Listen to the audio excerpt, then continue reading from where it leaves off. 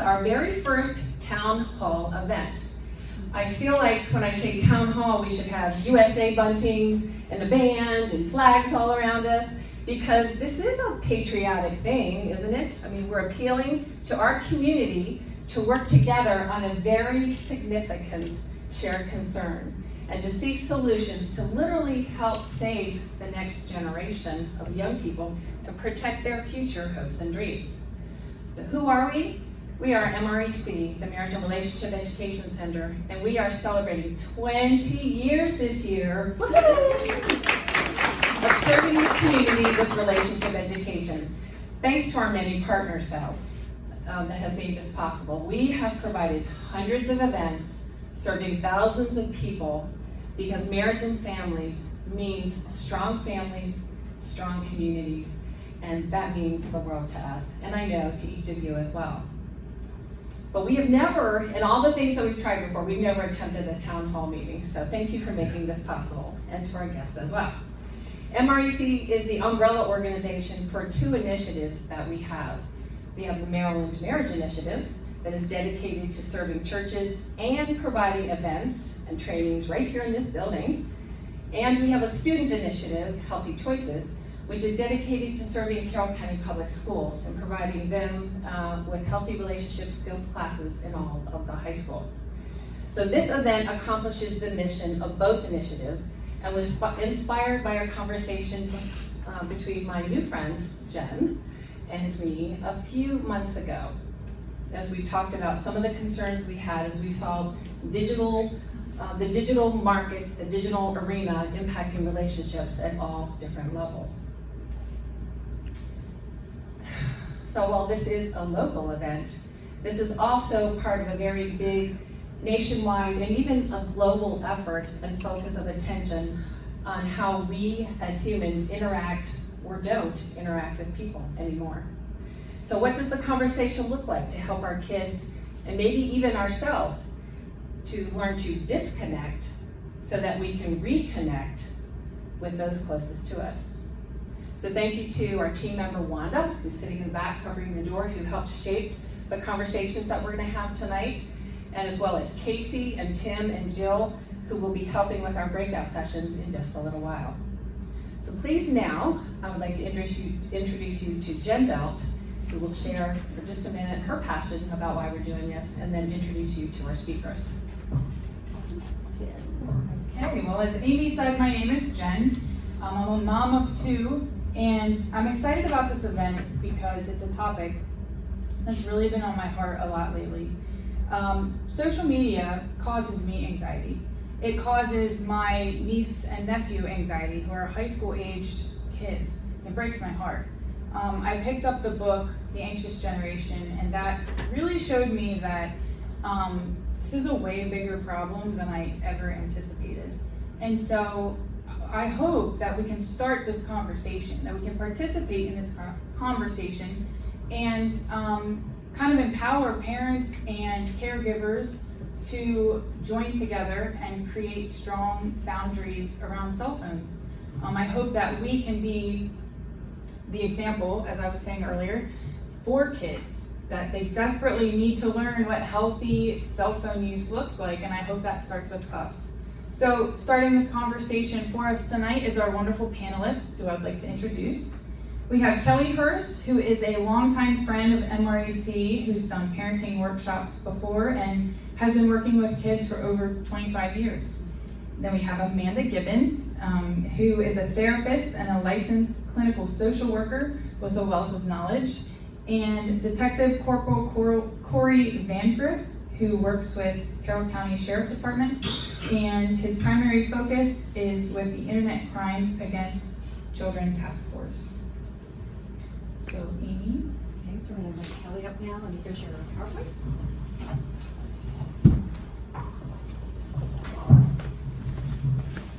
We'll keep it like that so you can see my slides, or we will put it on the line. Okay.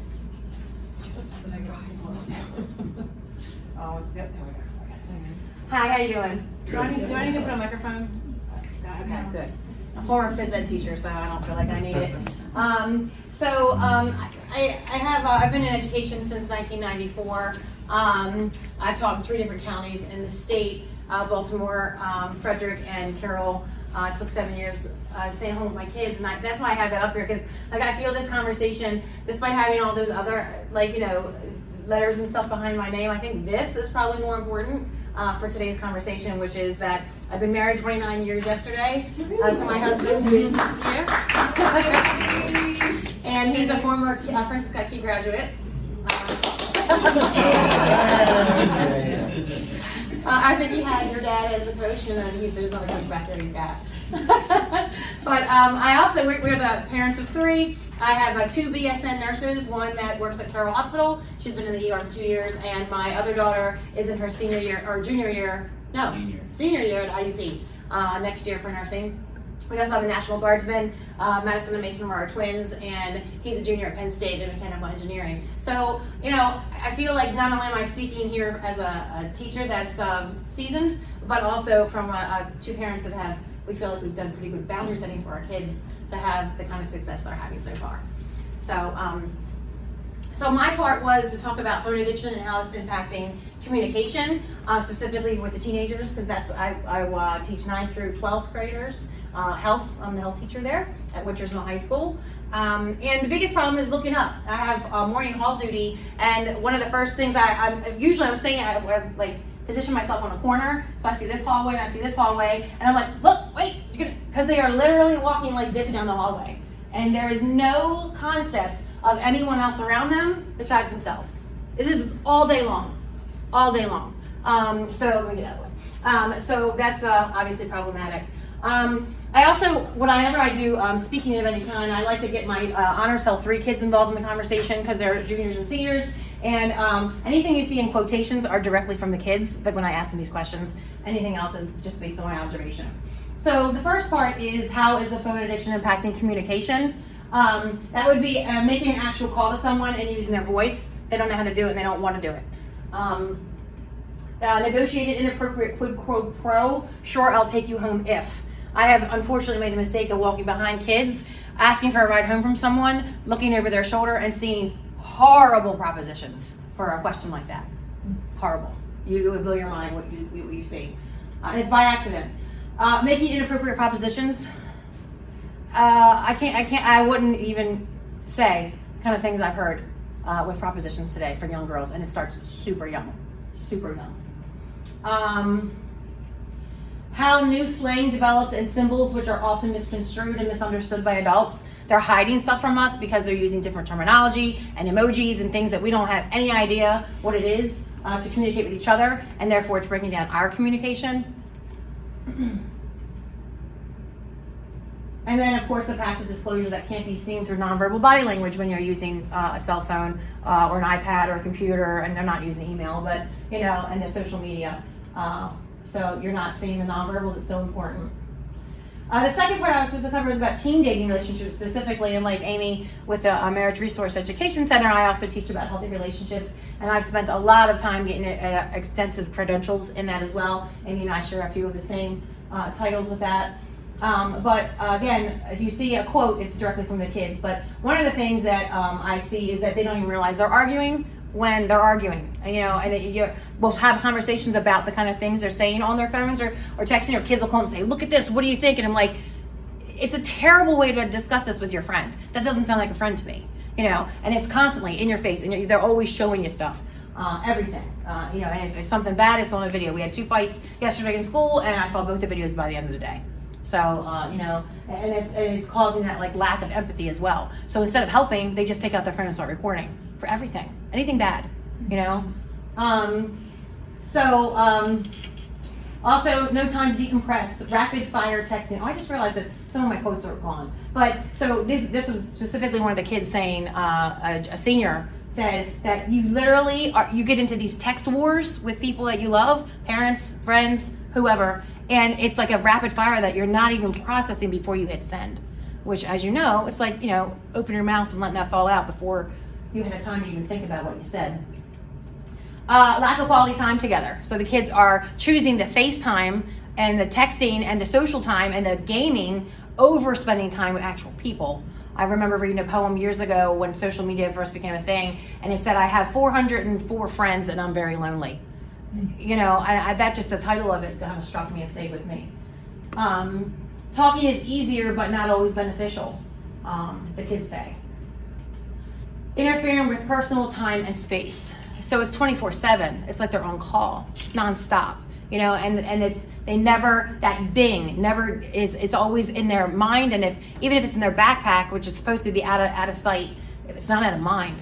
You know, I've read somewhere in a brain research that it takes 20 minutes to get back on task once the bing goes off. So I don't know how anybody functions during the day without much recoup time, you know. I get attached too quickly through texting. They're like, if anybody shows me any kind of attention on social media, I'm immediately like, oh, maybe they're for me, you know, and it's absurd. They have a lack of empathy when texting. I'm sure we all do, don't we? I mean, again, nonverbals, you can't read that. Don't realize, oh, there we go, that's the same one. Leaving people on open is problematic. Like, these kids get so upset if you don't answer them right away. You know, it's like an immediate, you better text me back. And I'm like, and then we'll talk about healthy relationships and dating, and they'll say, well, he didn't text me back. And I was like, how long did you text him? Well, like 3 minutes ago. Okay, well, maybe he's doing something. Like, and how many times, I asked them, how many times of texting is too many? And according to the numbers, do you know the numbers, Amy? Was it over 20 times in a day was considered obsessive? And the kids were like, 20? I'll do that in a half an hour. And they expect you to respond, you know? And then they say, well, this is the next one, the kids or the parents are just as bad as the kids. Where's that one? Maybe it's the next one. But yeah, they said, well, our parents are addicted too, and they're texting me in to get me off task, you know? So my next one is about classroom performance. And this one was staggering. When anything gets difficult in the classroom, they go right to the phone. They don't want to try. And I find that all the time. My parents distract me because they too are addicted to their phone and always texting me. That was the one I was thinking of. You know, the kids think it's an excuse, or the parents think it's an excuse. Well, it was me who was texting them. I was like, I don't care. I don't want the phone in my classroom. I don't care if it was you. I don't care if it was the principal. No, nobody should be texting during my class. Period. You know, it's not that important. And guess what? And the kids were, what if something? I said, they'll call like we used to, and they'll call down here to our classroom and tell you. You don't need a phone. You don't have any kids. I have 3 kids that I'm responsible for and a husband. And I don't even have my phone on me. My phone's off to the side in my backpack usually, on the counter, not even near me. It impacts teacher-student rapport because we're constantly policing it. You know, it's like, I can't tell you how many times in a day I say to the same kids every single day, get off your phone, get off your phone, get off your phone. And because I'm one of the few teachers that actually holds them accountable for their phones, because most of them are just like, well, it's natural consequences, they'll just be on it. You walk by any teacher's classroom, especially younger, I'm going to pick on the younger generation because I'm considered an old fogey now. Everyone's on their phone, you know? And then I get pushback because I'm the one that's enforcing it. And I demand progressive discipline, and I demand, look, I've been through, this kid's list is this long, I want to be able to send them out now when I want to. They're not going to put their head down, they're not going to sleep, and they're not going to be on their phone, period. I don't know why that's so hard. But nobody seems to be doing it, and I'm getting pushed back for being one of the only ones doing it. It's frustrating, to say the least. So yeah, it impacts our teacher and student rapport because I'm constantly on them about it. It's a constant distraction. Kids are meeting it with their friends and often attempt their first time with vaping, and other students vape in the bathroom or other locations. They're meeting up to vape. I think that might be, yeah, that's it.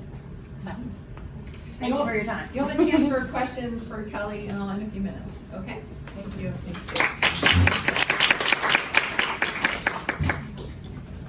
So, should we just pull this? No? Wasn't allowed, I wasn't supposed to do that. Okay.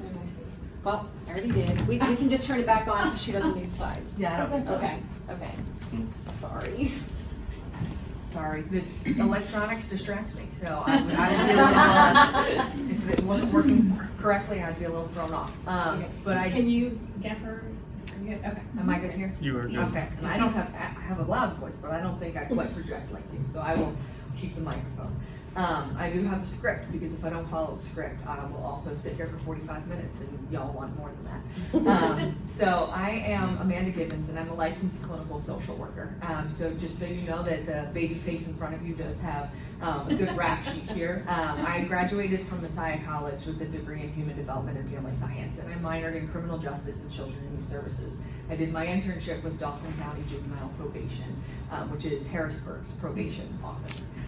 And then I started working at the Carroll County Youth Service Bureau in the Family Preservation Program, which is for at-risk youth who are at risk of being pulled out of their homes for whatever reason it may be, going to a residential center or foster care or something along the lines that their home is not fit for them. And Family Pres comes in as a last-ditch effort to support them with intensive in-home family therapy. From there, I went to the Connecting Youth Program, which is working with 16 to 24-year-olds who are also at risk, but they're mostly youth who are not working, not in school, and couch hopping or homeless.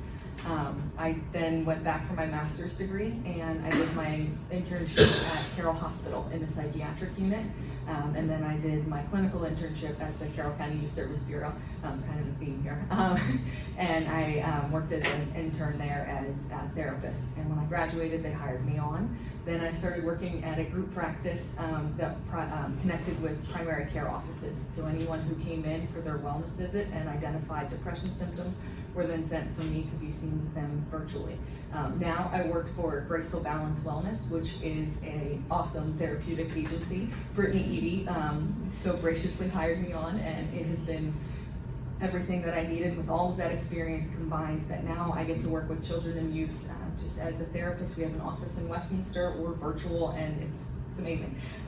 But with all of that experience, that's where I want to talk to you about all that youth, because I have been in it in all of the different ways. I've seen them in their worst, and that's why I think that cell phones do need a lot of restrictions. And I love that you said it starts with us, you know, like it really does. How those kids were saying, you know, my parents are just as addicted. I mean, just while you were talking, I was checking my phone. Like, I am part of the problem. I will own it. But the topics that I really wanted to focus on were, I mean, obviously bullying. I think we all know bullying. That's definitely a piece that we know. But then also reduced coping skills, self-esteem issues, and the impact of brain development is where I'm kind of going to spend most of my time. But with bullying, we all know that, you know, cyberbullying through hurtful messages, spreading rumors, pictures, videos, all of these things are on the internet and they're there forever. And these kids have to relive that when they come home. Growing up, I mean, I got a Facebook when I was in 12th grade, so I was like on like the tail end. But I did something stupid at school and I came home. It didn't follow me home. Now these kids have that, where it's constantly replayed, it's edited, it's changed, and that follows them. With reduced coping skills, teenagers are turning to their phone as a crutch during these challenging times. Just like you said, you know, something gets hard in class, they turn their head down. But it's the same thing in social situations. You know, you see all these kids that are standing in a circle and their heads are all down because they're on their phones, because it's easier and safer to be on your phone than it is to look someone in the eye and have a conversation. But the biggest piece of that too is also something that I did as a kid, but calling our parents when something feels uncomfortable. I can tell you right now that I called my mom a lot, but I had to go to the front office and say, hey, can you call my mom? And she would come get me. Now these kids send a text. And I know as a parent, I got a 2-year-old and a 10-month-old, but let me tell you, I'll come running if they call, because that's what we do as parents. But at the end of the day, sometimes kids need to sit in the uncomfortable to learn how to grow and to build resilience. And when we watch them constantly reach out and say, I don't like being in class right now, and we come zooming down, we don't give them that opportunity to push through the hard and to sit in the uncomfortable. And so we, as adults and as parents, are almost reducing their coping skills as well. And that's just a big piece that I see as a therapist of youth that I work with that, you know, say, oh, I didn't go to school today, or I only went to first period and then I called mom and she got me. And I'll tell you, I would probably have some issues when my kids are in high school and are texting me, and I will probably have some moments where I'm like, is it time to get up? But it is about giving them the opportunity to push through. The other piece, self-esteem. Social media platforms, we're constantly comparing. You know, I know that you said in the intro like that, it makes you anxious. I'm the same way. You know, you see these perfectly curated pictures of people on Facebook and Instagram, and I know I pick the best picture, and people tell me, oh, your kids must be so well behaved because look at these pictures. And I'm like, you don't know what I had to do to get that.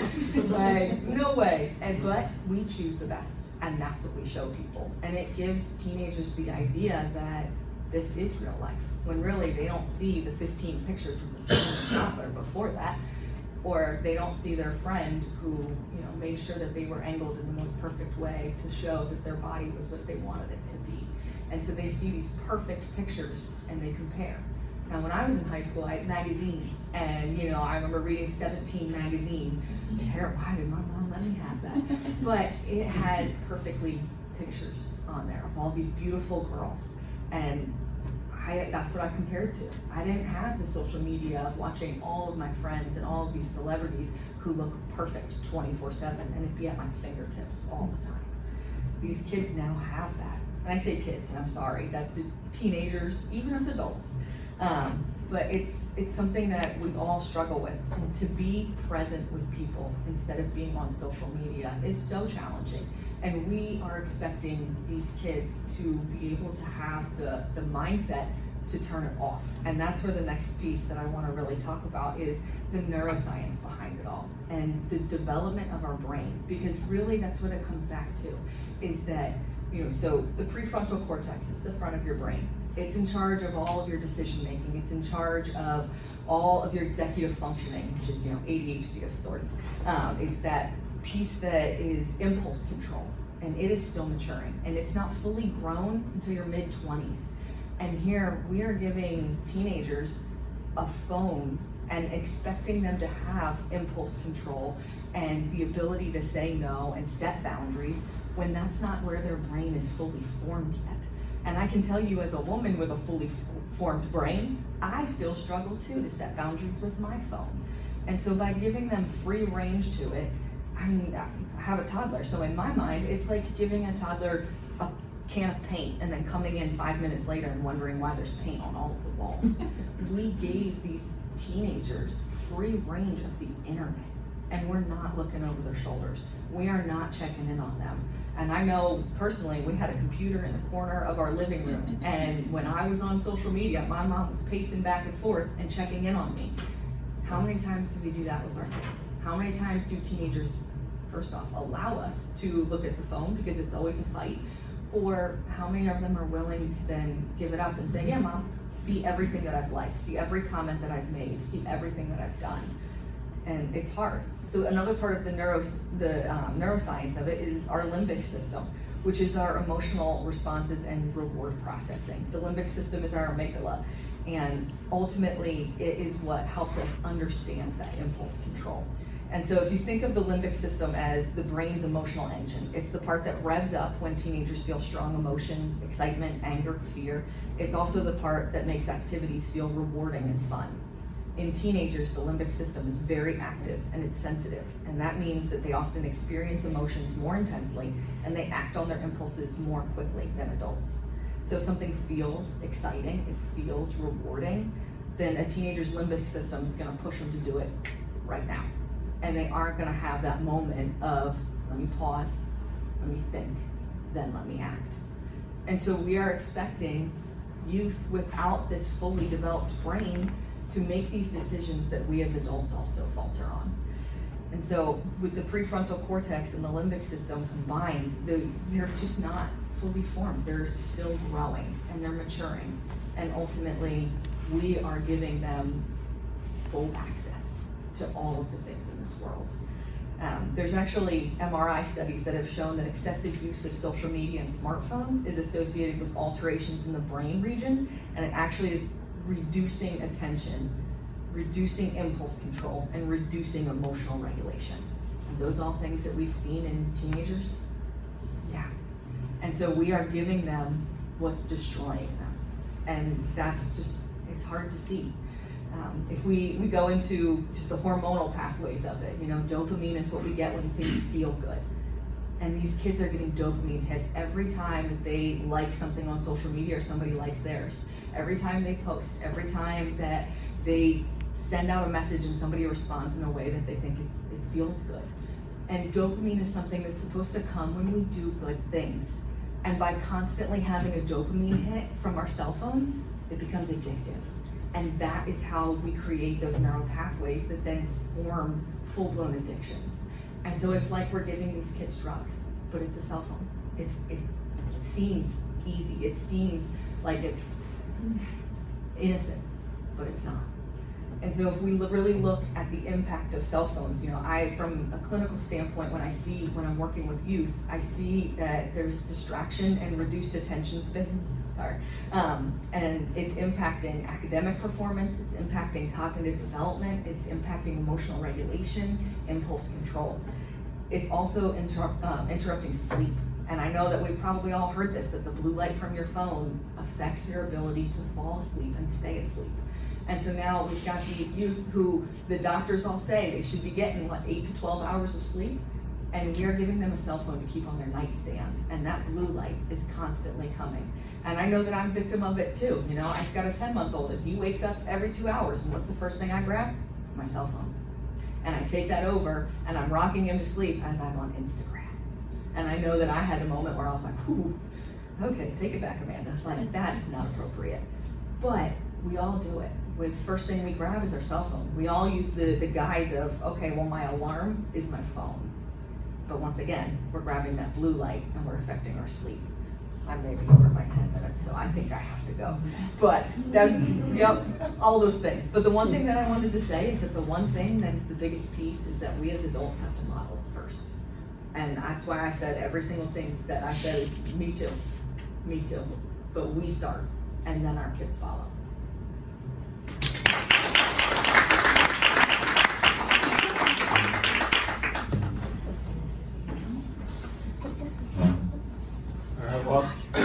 While she's setting that up, can everybody hear me? Okay. So I'm Detective Corporal Corey Vandergrift. I'm with the Carroll County Sheriff's Office. You can call me Corey or Vandy, whatever works for you. I'm primarily over at 1232 Tech Court in Westminster. That's where our Carroll County Advocacy and Investigation Center is. So I supervise our detectives that investigate child neglect, child abuse, sex abuse, and physical abuse, and then child unattended deaths of children. I'm also. Can you see me? Okay, should I go that just like that? Right now, I'm in charge of our Internet Crimes Against Children unit. So it's part of the Maryland State Police Task Force through the Carroll County Sheriff's Office. I'm assigned those cases. National Center for Missing and Exploited Children. By raise of hands, how many are familiar with National Center for Missing and Exploited Children? Awesome, not everybody. So that's a good thing. So now I'm going to educate you on that. So National Center for Missing and Exploited Children is based out of Virginia. It was started by John Walsh, America's Most Wanted. He's now got a new show on Fox. What he did with that center is he created a internet service providers, electronic service providers, a federal agreement that they're against child pornography or child sexually solicited images.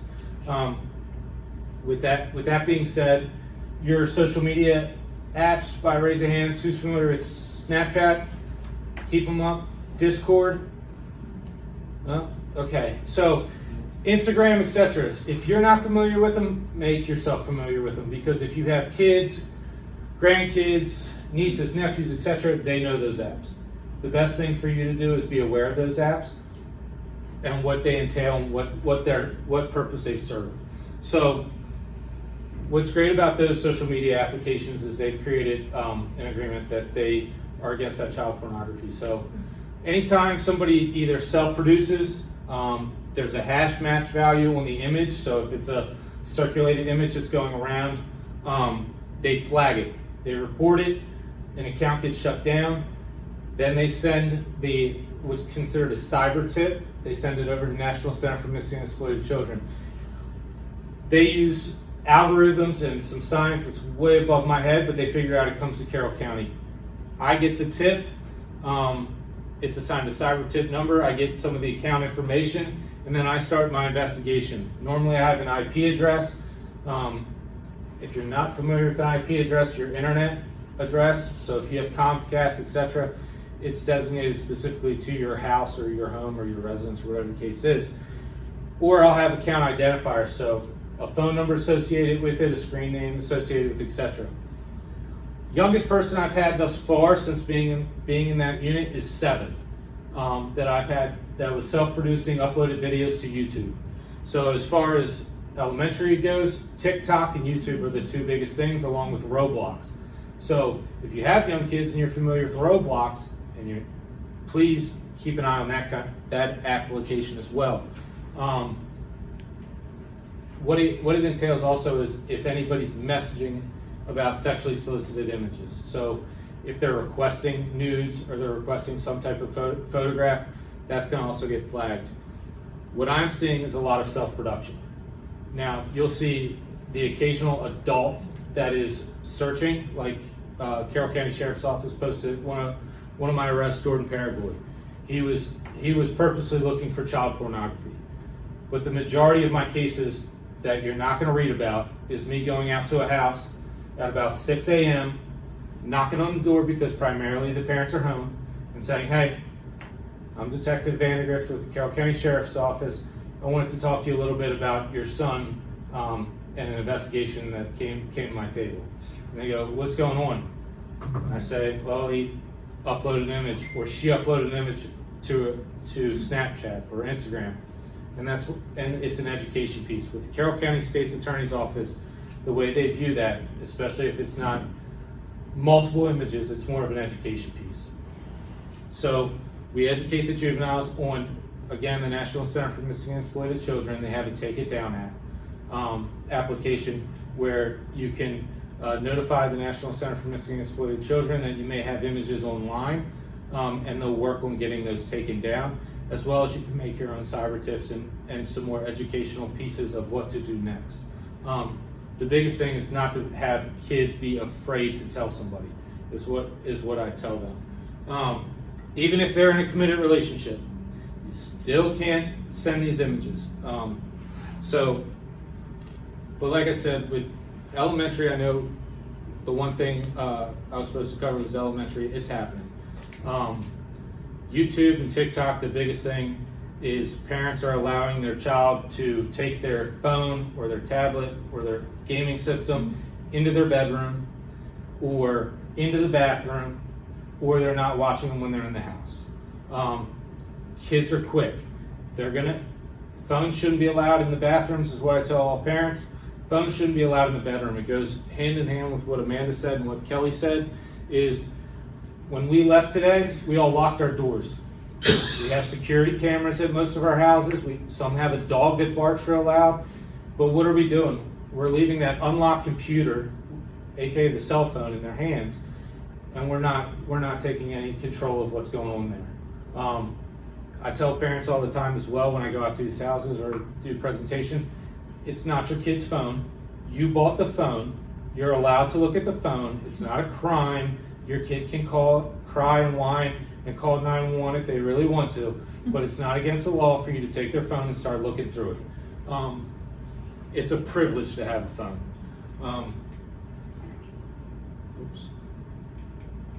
So a little bit of what we're seeing too is sextortion. It's a lot of words, but what sextortion is, and I have a case right now that I'm working, is somebody will set up an account on Instagram or Snapchat. They're going after the kids that have low self-esteem. They're going after the kids that don't have a lot of friends. Those are the most vulnerable children, or from the broken homes. She talked a lot about the youth that she's trying to preserve in the families, but it also goes hand in hand with the kids that live in multi-million-dollar homes here in Carroll County. Because if they're not getting the love at home, they're looking for it elsewhere. And where they're looking for it is that instant gratification, like she just said. Somebody to tell them they love them, somebody to tell them they're cute or handsome or whatever the case is, because they're not hearing it often. They're setting up accounts, fake accounts, and what they're doing is they're quick ads on Snapchat, or they're quickly adding them on Instagram, and the children are unaware to look at how many people are actually following them? How many posts are they actually posting? Does this seem like a legit person? What they're seeing is a cute face. And with their minds, as you've gone over, their minds are only thinking about one thing, unfortunately. And they're thinking about that instant gratification, somebody showing them some not accurate love. So they'll start soliciting images, wanting them to send images. And what's happening is, once that kid falls victim to sending their image, they're quickly asking for money. So they're saying, hey, you pay me $300 on PayPal, Cash App, Venmo, whatever the case is, and I won't leak your photos. I know that I have your friends list. I will send them out to your friends. I'll send them out to your family. The first thing these kids are thinking about is, oh shit. And pardon my language, but it's just the nature of the beast. That's what they're thinking. So some of these kids are sending money or sending more images. And these suspects in these cases aren't always from here. They're rarely. The percentage is extremely low. They're from Nigeria. Right now, I have potentials of a mule being in Florida. They're not always national. They're in Costa Rica. They're in the Dominican Republic. And what they're doing is they're trying to get money. It's no longer the guy riding around in a white van asking for kids to come over with candy. The internet's the best place. It's safer. It's easier to go to. So sex extortion is again looking for that. Again, what you can do as parents, your kid's not at fault. Remind them, and I say kid, but niece, nephew, grandson, granddaughter, whatever the case is, or friend. Look, you're not in trouble, okay? You made a choice. I understand you regret it, but the blackmailer is the actual one that it should be at fault here. And what they're doing is a crime. Get help, and I can tell you the paying does not work because they're just going to keep asking for more money once they realize that you're going to pay. Instantly block them. That's what I tell everybody. Block the accounts. Don't delete everything, because from a law enforcement standpoint, I'm going to write preservations. I'm going to write search warrants. I'm going to get all that information from those electronic service providers. Don't delete it, keep it, but block it. That way they stop contacting you. As far as, again, NCMEC, I talked a little bit about them. Missingkids.org. Great resource. Please, if nothing else, just remember missingkids.org, or even Google National Center for Missing and Exploited Children, or NCMEC. Wealth of videos, wealth of knowledge, age-appropriate videos for kids ranging from elementary to high school, so that they can better relate rather than coming from an adult standpoint. They have a lot of great resources, including NetSmarts. And again, red flags, moving the conversation back and forth through various social media apps. And again, the phone numbers that they're texting more than likely aren't phone numbers. They're from like Text Now apps. They're from the internet can give you a phone number. You don't need an actual Verizon or T-Mobile account to have a phone number. And then again, it's just quickly asking for nudes. Again, we talked a little bit about it. She saw the reciprocation. I'll show you if you show me. You show me first and I'll show you me. The suspect's never going to show them. That's just their way to get them. Pretending to work for a modeling agency, developing a bond, friendship, or romantic relationship, depending on what kind of rapport building they're doing, they're going to figure out real quick what this person's doing or how this victim is. Also from their social media apps.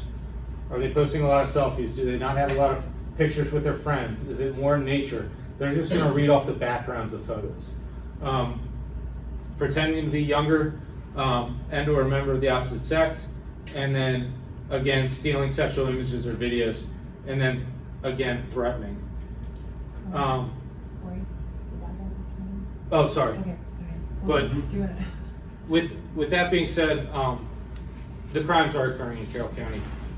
I know we live in a very safe county, but I wanted to let you know that we are investigating these crimes. We are against these types of crimes, and we work diligently. Sorry. If we, no, you don't apologize, because I know people have questions, and I know we want, would we be able to share these slides with people? Yeah. Okay, all right. I know it's hard, you guys, we're asking you to do like we're asking you to do like a thesis statement without the rest of the paper that goes with it in this short time frame. So I thank you, but I apologize as well.